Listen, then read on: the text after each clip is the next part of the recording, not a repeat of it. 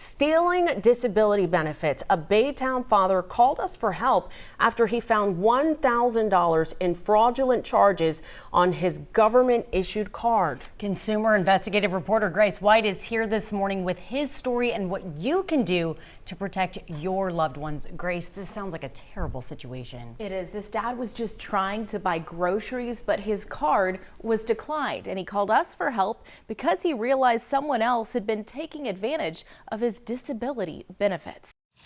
Going through paperwork and bills isn't as easy as it used to be. I don't like to talk a lot because I spend most of my time in my room.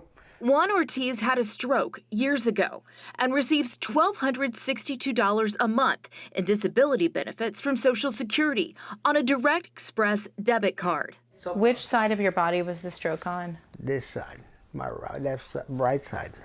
But in November, the benefits he was counting on weren't there. And I was like, hey man, it denied your card. And he's like, what do you mean it denied my card? I said, dude, it denied the card 3 times. I said, I don't know what happened. Right there. On November 7th, Ortiz and his son called to report 2 fraudulent charges from the same day, both from Albuquerque, New Mexico, both just under $100. But when they looked back at their statements, they found the same 2 charges had been happening every month since July, totaling close to $1,000.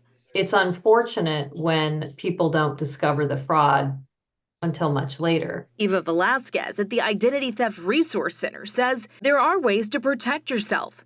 Check your statements every month. Report fraud immediately. The more time that passes, the harder it can be to get reimbursed. Open a credit card or bank account to deposit your benefits into instead of using a government debit card, so there's an added layer of protection. Why is a bank account more secure than a debit card?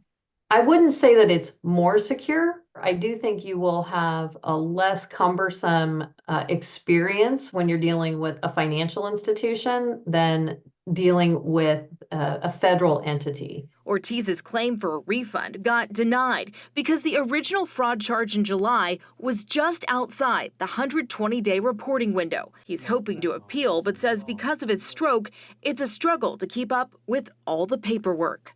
They do something about it, man. Because if not, a bunch of people